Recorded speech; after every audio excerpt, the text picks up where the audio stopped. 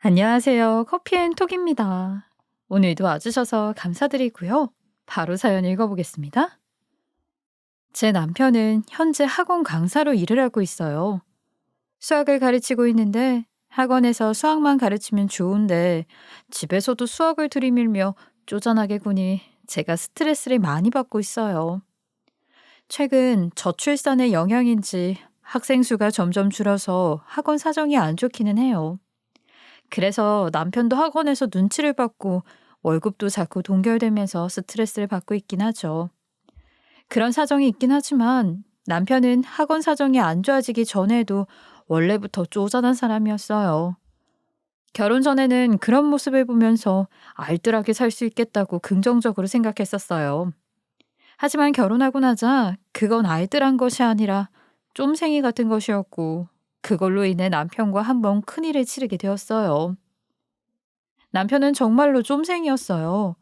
평소에 저는 남편이 퇴근하기 전에 먼저 마트에 가서 장을 보는데 이유는 퇴근한 남편과 함께 장을 보러 가면 너무나 피곤하기 때문이에요. 아, 우유를 왜 1리터짜리를 사? 당신 저번에도 1리터짜리 샀다가 120ml 정도 남은 거 유통기한 지나서 버렸지? 버릴 것 같으면 500ml짜리 사서 부족하겠어. 맨날 무슨 베이킹 한다고 재료 사서 낭비하고 그러면 어떡해? 아니, 500ml짜리 사면 베이킹할 때 부족하니까 그렇지. 유통기한 깜빡하고 뒀다가 버린 건 미안한데, 아니, 당신도 빵 맛있다면서 잘 먹었잖아. 그럼 됐지. 그걸 가지고 꼬치꼬치 따지고 싶어? 그게 다 돈이야, 돈. 돈 누가 벌어다 주는데? 내가 벌어다 주잖아. 그러면 말 좀 할 수 있는 거 아니야? 우유 120ml면 346원이야. 그 돈 어디 땅 파면 나온대? 이런 입씨름을 하는 것이 싫어서 혼자 장을 보러 가고는 했는데 어차피 남편의 카드로 결제를 하면 결제 금액이 남편에게 문자로 가요. 그래서 평소보다 금액이 조금이라도 더 나온 날이면 뭘 샀냐면서 남편이 저를 또 쥐조를 했죠. 오늘은 왜 13,000원이나 더 나왔어? 평소에는 3만 원가량이었잖아. 아이, 뭐 또 낭비한 거 아니야? 평소랑 비슷하게 샀는데 올해 가뭄 때문에 채소값이 갑자기 다 인상되어서 그래. 한 5천 원은 그래서 더 나온 거고 8천 원은 오랜만에 과일 좀 먹으려고 샀어. 남들이 보면 역시 알뜰하다고 생각할지 몰라도 이런 걸 매일같이 당하다 보면 한숨만 푹푹 나왔어요. 어떨 때는 내가 뭘 하고 있나 싶을 정도였죠. 남편이 하도 쪼잔하다 보니 저는 남들이 가는 여행도 몇 번 못 가보고요. 맛있는 외식도 한 달에 횟수를 정해두고 해야 했어요. 야, 여행 가서 뭐 하냐? 아니, 가면 돈이나 쓰지. 계산을 해봐. 집에 있으면 하루에 나가는 돈이 없거나, 아, 있어봤자 생필품 비용 정도인데. 여행 가면 밥값이면 밥값, 숙소비면 숙소비. 아니, 다 돈이잖아. 손 떨려서 뭐라도 하겠냐? 돈 버는 사람도 생각 좀 해주라. 그래서 제가 결혼 후 여행을 간 건 시댁이나 친정 어르신들과 간 여행뿐이었어요. 어떨 때는 저 혼자서라도 휙 떠나고 싶은 마음이 간절했지만 제가 경제력이 없다 보니 그러기가 쉽지 않았죠. 그래서인지 어느 순간부터 남편 돈과 남편 카드를 쓰는 게 눈치가 보이기 시작했어요. 그래서 어느 날 동네 친구 엄마가 재택 아르바이트를 시작했다는 이야기를 듣고 저도 해보기로 했어요. 인터넷에 간단한 후기나 글을 올리고 돈을 버는 일이었는데 보수는 얼마 안 되었지만 제 힘으로 돈을 벌 수 있다는 것만으로도 굉장히 재미있는 거예요. 그렇게 번 돈은 제가 마음대로 쓸 수 있다고 생각하면 더 그랬죠. 그래서 같이 시작한 동네 엄마들 중에서 제일 열심히 한 것 같아요. 그 덕분인지 그 달에 60만 원이라는 돈을 벌 수 있었어요. 남들이 보면 그 돈이 별거 아니라고 생각하겠지만 돈을 안 벌고 있던 가정주부이자 남편이 아주 좀생이인 저 같은 사람 입장에서는 정말 크게 느껴지는 액수였어요. 저는 기쁜 마음에 이 돈으로 뭘 할까 생각을 하다가 저를 위해서는 10만 원만 남기고 부모님 두 분께 용돈으로 50만 원을 드리기로 했어요. 첫 월급이니 기쁜 마음으로 부모님께 드리고 싶었거든요. 그래서 얼마 후 친정에서 다 같이 모일 일이 있어서 그날 예쁜 봉투에 용돈을 담아서 들고 갔어요. 그리고 부모님께 따로 용돈을 드렸죠. 부모님은 이게 웬 돈이냐며 네 사정에 왜 이렇게 많이 들고 왔냐고 하면서 깜짝 놀라셨어요. 저는 쑥스럽게 웃으면서 소소한 재택 아르바이트로 번 돈이라고 자랑을 했죠. 부모님은 제가 번 돈을 용돈으로 받은 것이 처음이라 얼마나 기뻐하셨는지 몰라요. 그런데 그 모습을 남편이 보더니 부모님이 부엌 정리를 하시는 사이에 한쪽 방으로 저를 불러서 뭐라고 하고 난리가 난 거예요. 당신 아까 그 돈 뭐야? 50만 원? 아르바이트로도 그 정도 돈을 벌었는데 그걸 다 갖다 드렸어?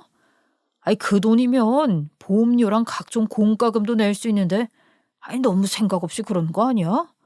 아 나랑 상의라도 해야지. 나 혼자 돈 버는 거 아닌데 나 혼자 공과금 다 내라고? 아니 너무 당신 부모님만 생각한다. 내 생각도 좀 해봐. 남편의 이런 모습을 보니 아차 싶었어요. 남편 눈을 좀 더 철저하게 피해서 몰래 드릴 걸. 남편 앞에서 대놓고 자랑하듯 드리는 건 아니었지만 남편의 반응이 이럴 걸 예상할 수 있었는데 제가 부주의했다는 생각이 들었죠. 어떻게든 남편을 설득해서 진정시켜야겠다고 생각하고 달랬어요.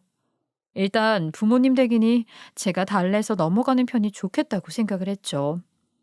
하지만 이런 남편의 툴툴거림을 밖에 계시던 엄마가 듣게 된 것이었어요. 방에서 나오다가 엄마와 눈이 마주쳐서 더 아차 싶었어요. 어색한 분위기가 흘렀는데 엄마가 미안한 표정으로 저에게 받은 봉투를 다시 가지고 와서 남편에게 내미는 것이었어요. 저 사위 요새 많이 힘들지? 아니 내가 그런 것도 모르고 눈치 없게 돈 준다고 덥석 받았네. 딸이 우리를 생각해서 그런 거니까 아니 너무 싸우지 마라. 우리는 이 돈 없어도 먹고 사는데 문제 있는 거 아니니까 걱정 말고. 아유 일하러 다니는 사람이 얼마나 힘들겠어. 이 돈은 가게비에 보태 쓰고 우리는 나중에 맛있는 식사나 한번 같이 해. 남편의 쪼잔한 성격을 다 알지 못하는 엄마는 그저 제 걱정에 돈을 돌려주셨어요. 그 모습을 보자 마음이 아프고 제가 번 돈으로 부모님 용돈도 못 드리게 하는 남편이 야속했죠. 그런데 남편은 엄마의 그런 말을 듣고도 툴툴거려서 미안한 기색이 있기는커녕 감사하다면서 돈을 넙죽 받는 것이 아니겠어요? 아, 예, 감사합니다, 장모님. 다음에 제가 맛있는 저녁 한번 사드릴게요. 어차피 저녁을 살 생각도 없으면서 남편은 뻔뻔하게 그런 소리를 하면서 돈을 다시 받아갔어요. 제가 아르바이트로 번 돈은 제 손에서 부모님의 손에 거친 다음 남편의 손으로 다시 들어가게 되었죠. 저는 나름대로 억울한 면이 있었지만 남편이 그간 가정 경제를 책임진 것도 사실이라서 이번에는 꾹 참기로 했어요. 하지만 그렇게 참으려고 했던 제 마음이 펑 터져버린 일이 일어났죠. 얼마 후 저희는 시댁에 함께 가게 되었어요. 시어머니가 병원 진료를 도와달라고 하셔서 겸사겸사 오랜만에 저녁을 먹으러 가게 되었죠. 그날 병원에 다녀온 후에 시댁에서 저녁을 함께 먹고 있는데 남편이 갑자기 시어머니에게 봉투 하나를 드리는 것이었어요. 그 봉투 안에는 얼마 전 친정엄마에게서 뺐다시피 한 제가 번 돈 50만 원이 들어 있었죠. 엄마, 아이 며느리가 아르바이트해서 월급 탔대. 이거 첫 월급이야. 아이 그래서 엄마 드리는 거야. 우리 엄마는 좋으시겠어.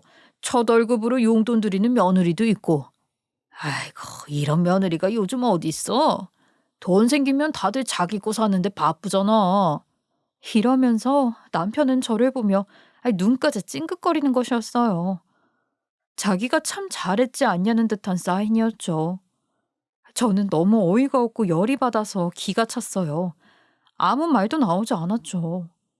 친정엄마한테서 빼앗가듯 가져간 돈을 제가 있는 곳에서 대놓고 시어머니에게 주는 건 대체 무슨 경우인가 싶었어요.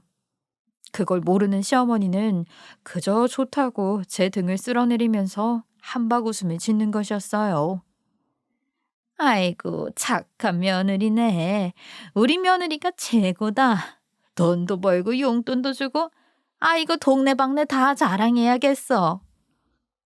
시어머니가 이렇게 좋아하시는데 거기서 화도 못 내고 저는 굳은 미소만 지으면서 입을 다물고 있을 수밖에 없었어요. 사람이 너무나 화가 나면 아무 말도 안 하게 되잖아요. 시댁에서는 입을 최대한 다물고 있다가 집에 돌아와서 남편이랑 대판 싸웠어요. 당신 장난해? 사람이 왜 이렇게 야비해? 내가 번 돈 친정엄마한테 드린다는데 그건 안 되고 시어머니한테 드리는 건 괜찮아? 효도를 할 거면 당신 돈으로 하든가 왜 내 돈을 빼앗아 가서 효도를 해? 그리고 그 돈으로 보험료랑 공과금 낸다며? 그래서 우리 엄마가 돌려준 거 아니야? 아니, 왜 이렇게 화를 내? 여보, 내가 시댁 가서 당신 기 살려준 거잖아. 부부가 번 돈은 다 공동 소유인데 당신이 번 돈도 그런 거지. 그러니까 공과금이나 보험료를 내도 되지만 우리 엄마 용돈 드리고 당신 점수도 좀 따고 그래도 되잖아. 내가 뭘 그렇게 잘못했다고 그래? 됐어, 이 쫌생아. 당신이 번 돈으로 용돈 드리기는 싫고 내가 번 돈이 공돈처럼 느껴지니까 그거를 시어머니한테 드린 거 아니야. 내 길을 살려주는 것처럼 했어도 결국 당신 이득 보자고 한 걸 모를 줄 알아? 그리고 부부가 공동 소유라고 해도 내가 번 돈으로 친정엄마한테 용돈 드리는 건 안 되고 시어머니한테 용돈 드리는 건 돼? 드릴 거면 양쪽에 똑같이 드리든가. 사람이 왜 그렇게 치사하고 더럽냐? 진짜 아주 본인 이득 차리는 것만 신경 쓰기 바쁘지? 제가 너무 화가 나서 마구 쏘아대자 남편은 기를 살려줘도 뭐라고 한다면서 삐져버렸어요. 하지만 저는 분통이 터진 것이 가라앉지를 않았죠. 제가 처음으로 벌어본 돈이라 정말 소중했고 부모님께 드린다는 생각이 기뻤는데 그런 기회를 남편이 빼앗아간 것도 화가 났어요. 그런데다 시어머니께 용돈은 드려도 되는데 친정엄마에게 드린 용돈은 빼앗아오는 태도가 정말 화가 나게 만들었죠. 그게 단순히 본인 부모님만 챙기는 것이 아니라 제 돈을 써서 본인이 이득 보려고 했을 거라는 것을 알고 있으니 더 싫었어요.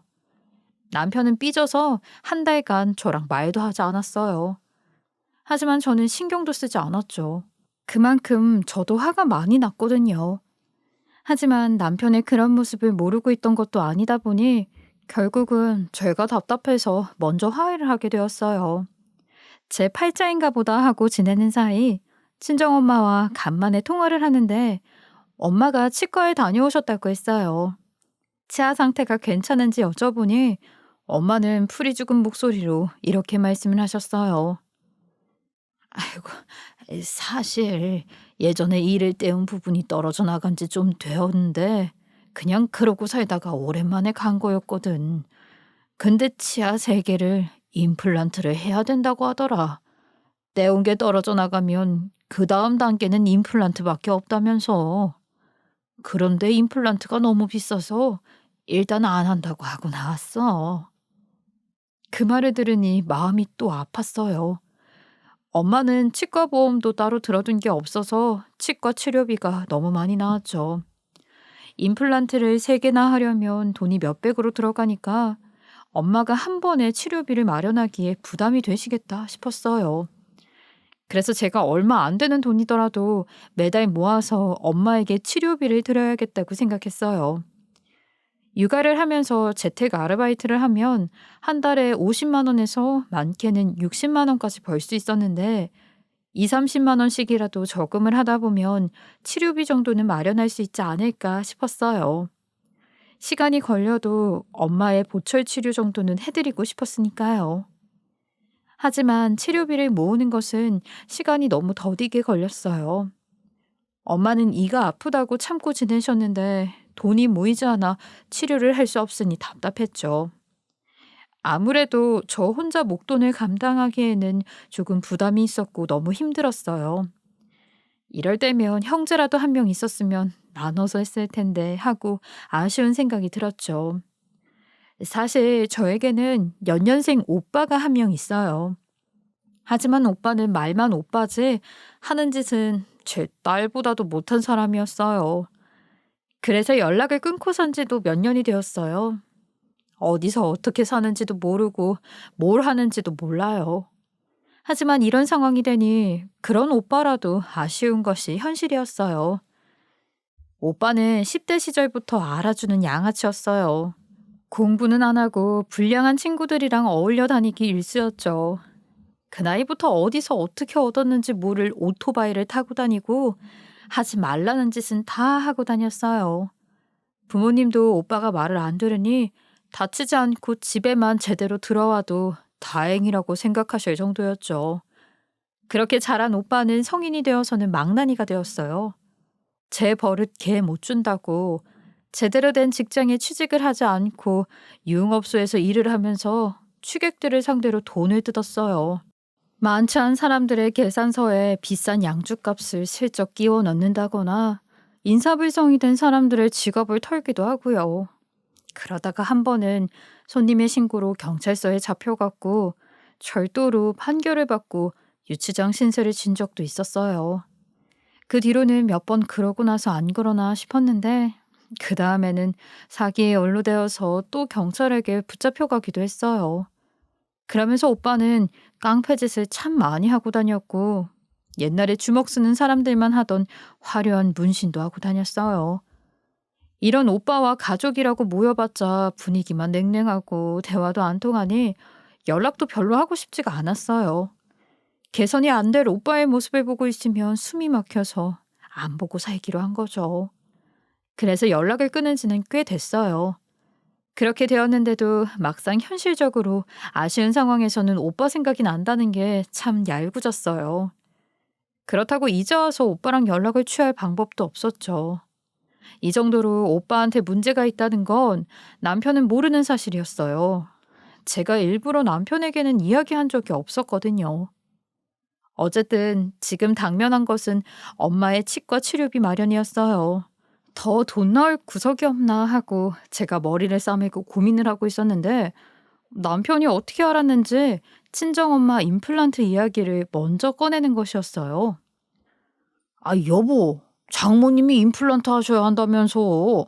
그런 일이 있으면 나한테 이야기를 하면 되지. 아, 그걸 왜 혼자 해결하려고 했어? 가슴 아프게. 부부가 뭐야, 일심동체 아니야? 나도 장모님 임플란트 정도는 해줄 수 있는 사람이야. 임플란트 얼마래? 이야기해줘봐. 저는 남편이 먼저 그런 이야기를 꺼낼 줄은 몰라서 깜짝 놀랐어요.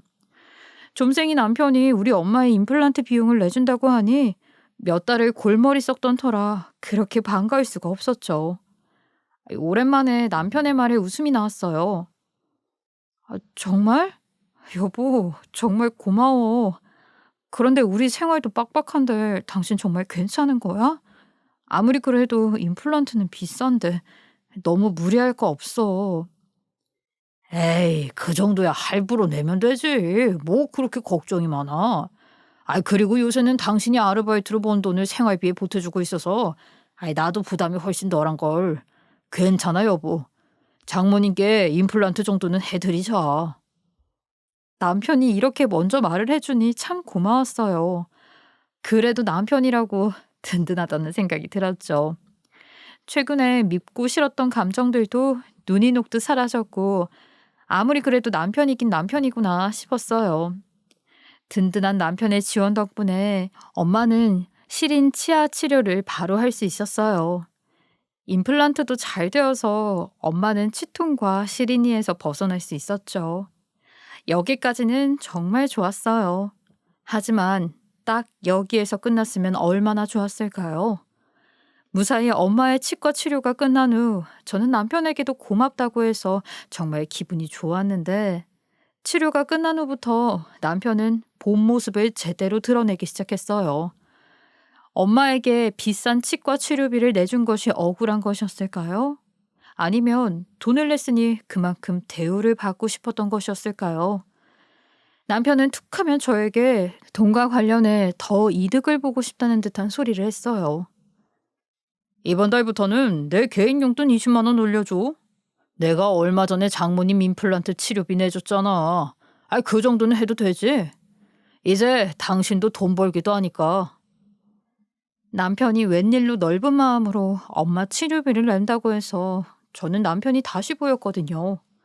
그런데 아니나 다를까 그 뒤에 남편은 그 돈을 다시 돌려받아야 한다는 듯이 굴었어요. 대가를 생각하고 치료비를 낸 것이라면 제가 생각했던 것만큼 고마운 일은 아니라는 기분이 들었죠. 하지만 남편이 비싼 치과 보철 비용을 내준 것이 맞기는 해서 그 정도는 수용하기로 했어요. 하지만 그 뒤에도 어찌나 그 치료비 낸 것으로 생색을 내던지 고마웠던 마음이 사그라드는 기분이었어요. 그럴 때 기분이 상하기도 했지만 제 앞에서만 이렇게 생색을 내는 정도는 상관없다고 생각했어요. 하지만 남편은 때와 장소를 모르고 밴댕이 소갈딱지 같은 생각을 친정에 가서도 드러내기 시작했어요. 한 번은 친정 식구들과 다 같이 집에서 소고기를 구워 먹기로 했어요. 엄마가 사위한테 고맙다면서 소고기를 사들고 찾아오신 것이었죠. 그래서 한 상 차려놓고 고기를 구워 먹으면서 엄마가 남편에게 이렇게 이야기를 하셨어요. 아이고, 이 고기도 정말 오랜만에 먹어본다. 그동안 이가 시원치 않아서 고기도 못 씹고 제대로 먹지를 못했지 뭐야. 아이 그런데 사위 덕분에 이제 내가 고기도 이렇게 잘 먹네. 요새 일하느라 힘들다고 했는데 아이 큰돈 쓰느라 고생 많았어. 정말 고마워 사위. 엄마가 웃으면서 남편에게 고맙다고 하니 남편도 웃으면서 받아들일 줄 알았어요. 그런데 남편은 마치 하고 싶었던 말이 있었던 사람처럼 대뜸 이런 말을 툭 하며 내뱉는 것이었어요. 어머님, 제 덕에 고기 드시는 거니까 맛있는 부위는 사위 먹으라고 좀 줘보세요. 장모님은 여기 이거 비계 쌀 드시고 이 맛있는 부위는 제가 먹겠습니다. 남편은 이렇게 말하면서 엄마 앞에 놓여있던 소고기 살코기를 낼름 가지고 가서 자기 입에 쏙 넣는 것이었어요. 모두들 남편의 예상하지 못한 말을 듣고 순간 정적이 흘렀어요.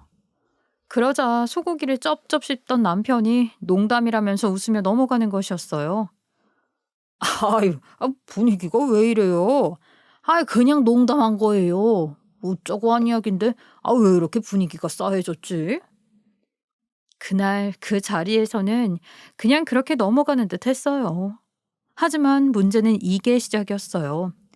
남편은 그 임플란트 보철 비용이 그렇게나 아까웠는지 아니면 쫌생이라서 지출한 돈은 다시 돌려받아야 성이 차는 것인지 이후로도 친정엄마를 만날 때마다 비슷한 소리를 자꾸 하는 것이었어요. 임플란트 보철한 것으로 몇 년은 생색을 낼 것 같이 말이에요.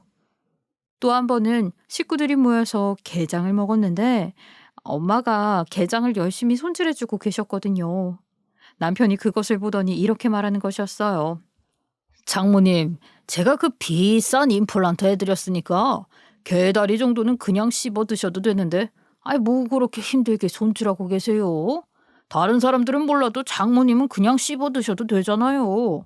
농담이라기에는 아무도 웃을 수가 없고 본인이 임플란트를 해줬다고 자랑하는 거라고 보기에는 친정엄마를 너무 하대하는 듯한 말에 정말 불편했어요. 처음에 그런 소리를 했을 때는 웃고 넘어갔지만 이제 저는 웃고 넘어갈 수가 없었죠. 임플란트 해줬다고 엄마한테 생색을 내는 것을 넘어서 갑질하듯 말하는 게 참 보기 안 좋았어요. 사람이 돈을 쓸 때는 좋은 마음으로 해야지 돈 쓰기 싫어서 억한 심정을 가지고 쓰면 저렇게 되는 건가 싶었죠. 그 이후에도 남편은 자꾸 엄마에게 눈치를 주고 엄마에게 갑질하듯이 말을 했어요. 장모님, 친구분들이랑 여행 가는 거 이번에는 돈 안 보태드려도 되죠? 저번에 제가 비싼 임플란트 해드렸잖아요. 그러니까 이번 여행은 저는 그냥 넘어갈게요. 어찌나 좀생이인지 정말 꼴보기 싫을 정도였어요. 이런 일이 점점 더 많아지다 보니 남편의 말이 농담이 아니라는 걸 확신할 수 있었고 친정엄마에게 못할 소리를 자꾸 해대니 저도 자꾸 화가 났어요. 어느 날은 너무 화가 나서 한 번만 더 이딴 소리 하면 그때는 저도 가만히 있지 않을 거라고 다짐했어요. 그러다 어느 날 남편이 친정집에 맡겨둔 아이를 데리러 혼자 가게 되었어요. 제가 볼 일이 있어서 그날 좀 일찍 퇴근한 남편에게 부탁을 했거든요. 그런데 얼마 지나지 않아서 저에게 모르는 번호로 연락이 왔어요. 받을까 말까 하다가 받아보니 전화를 건 사람은 몇 년 만에 목소리를 듣는 친정오빠였어요. 앞서 말했듯이 친정오빠랑 저는 연락을 끊은 지 꽤 오래되어서 저는 오빠의 번호조차 몰랐어요. 그런데 몇 년 만에 통화를 한 친정오빠는 당장 친정으로 오라면서 고함을 지르는 것이었어요. 너 뭐하고 있어? 당장 부모님 댁으로 와. 무슨 일이냐고? 네가 직접 와서 봐.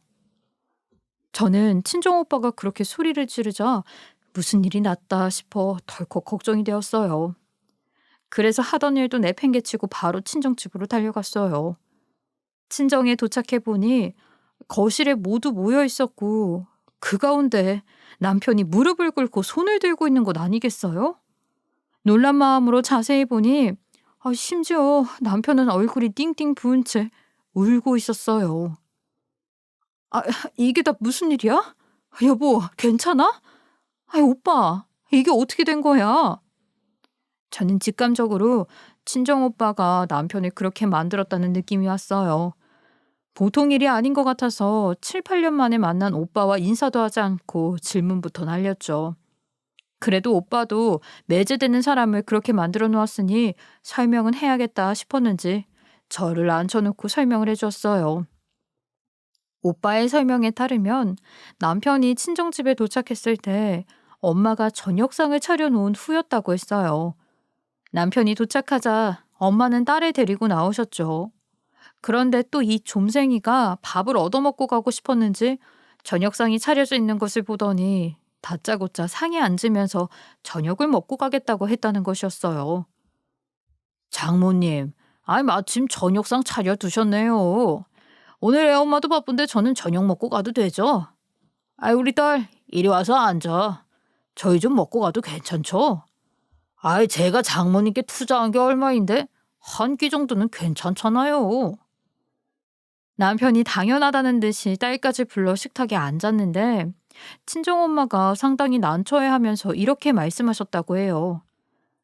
사위, 정말 미안한데 오늘은 그냥 가면 안 될까? 오늘은 좀 사정이 있어서 그래. 저녁상도 나 혼자 먹으려고 차린 게 아니라서 미안한데 오늘만 이해를 좀 해줘. 그 말을 듣고도 남편은 포기하지 않았어요. 어떻게든 식사라도 해서 낸 돈을 뽕을 뽑겠다는 듯한 태도를 취했다고 했어요. 장모님 너무하시네요. 저희가 밥 먹고 가는 게 아까우세요? 하여튼 비싼 임플란트를 해드려도 이런 걸로 섭섭하게 하시네. 저녁 한 끼 정도는 대접해 주세요. 숟가락 2개 더 올리는 게 어려운 일도 아니잖아요. 돈 많이 드는 것도 아닌데. 사위, 그래서 그런 게 아니고 하여간 오늘은 좀 곤란하니까 오늘은 그냥 가. 내 말 들어, 응?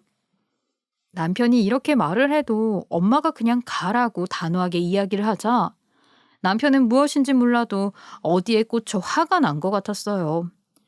본인 입장에서는 그 아까운 큰 돈을 장모님에게 썼는데 장모님은 저녁 한 끼도 대접해주지 않는다고 생각을 한 것인지 자존심이 상한 사람처럼 갑작스럽게 화를 냈다고 했어요. 워낙 구두쇠라서 돈에 예민한 것인지도 모르겠어요. 하여간 남편은 벌떡 일어나서 식탁에 올려진 반찬이며 국 같은 것을 엎으면서 이렇게 버럭 소리를 질렀어요. 에이씨, 이깟 저녁밥 하나 못 해주세요? 제가 장모님한테 잘해드렸잖아요. 그런데 왜 이렇게 쪼잔하게 구세요? 저녁밥 좀 먹고 가겠다는데 그게 그렇게 아까우시냐고요. 제가 못 먹는 거면 그럼 장모님도 드시지 마세요. 장모님 그 이빨 제가 해준 거니까 밥도 제 허락받고 드시라고요. 제가 못 먹으면 장모님도 못 드시는 거예요. 아시겠어요? 그 말을 듣는데 저도 뚜껑이 열렸어요. 최근에 남편이 친정엄마한테 자꾸 선 넘는 듯이 못난 소리를 하는 건 알았는데 예의도 없이 그딴 소리를 했을 줄은 몰랐거든요. 친정오빠한테 전해 들은 말에 저도 화가 나서 남편을 다그치면서 소리를 질렀어요. 당신 정말로 그딴 소리를 했어? 우리 엄마한테 허락 받고 먹으라는 소리를 했냐고. 그랬더니 남편은 훌쩍거리면서 고개를 끄덕이며 그랬다고 하는 것이었어요. 내가 그런 소리 하지 말라고 했지.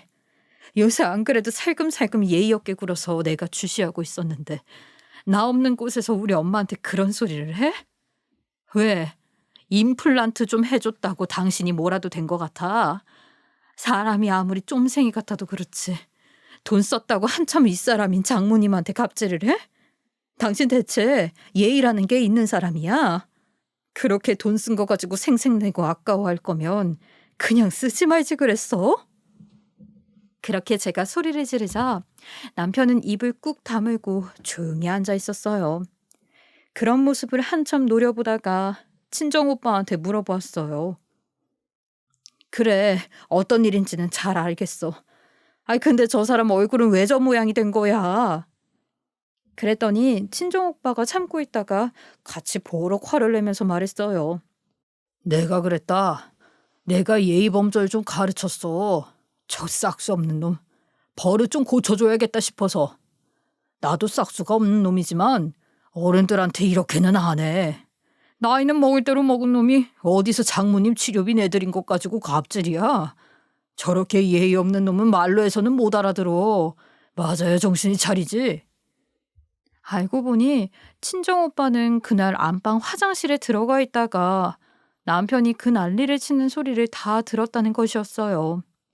친정오빠는 사실 부모님과 근근히 연락을 해왔고 오늘은 정말 오랜만에 엄마를 만나 저녁을 함께할 예정이었다고 했어요. 엄마가 차려둔 저녁상은 오빠랑 같이 식사하려고 차려둔 것이었고 오빠와 연락하는 것을 들키지 않으려다 보니 남편이 친정집에 도착했을 때 엄마는 오빠를 안방 화장실로 밀어 넣었던 것이죠. 부모님은 친정오빠와 연락을 주고받는다는 사실을 저한테 이야기하신 적이 없었어요. 저에게 이야기를 하지 않으셨던 이유는 행여나 오빠가 저한테 피해를 줄까봐 걱정이 되었기 때문이라고 했어요. 엄마가 중간에서 미리 차단을 해왔다는 것이었죠. 그런 오빠가 친정집에 왔다가 남편이 그딴 소리를 하는 것을 들으니 화가 머리 꼭대기까지 나서 화장실에서 뛰쳐나와 주먹으로 혼을 내줬다는 것이었어요. 저는 그런 오빠에게 오랜만에 아주 잘했다고 말했어요. 잘했어, 오빠.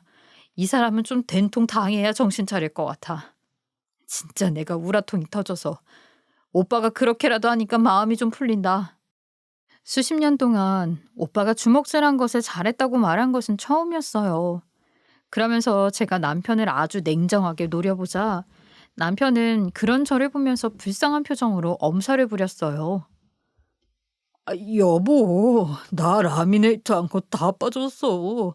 형님이 이렇게 만들어서. 나 아프다고.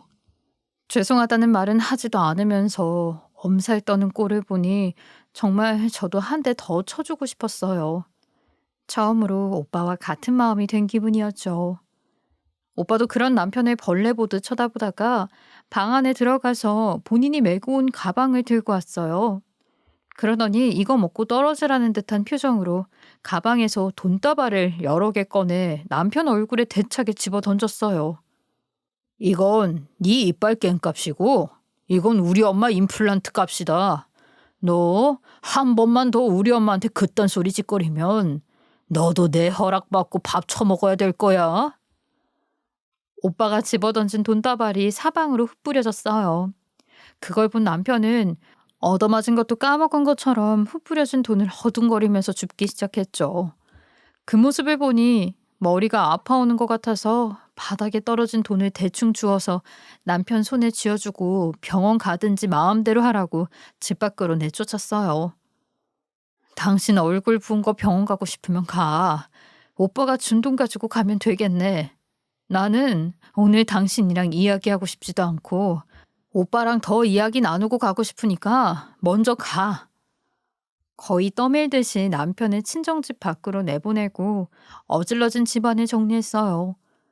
그제서야 우리는 식탁에 둘러앉아서 뭐라도 조금 먹으면서 이야기를 나눌 수 있었죠.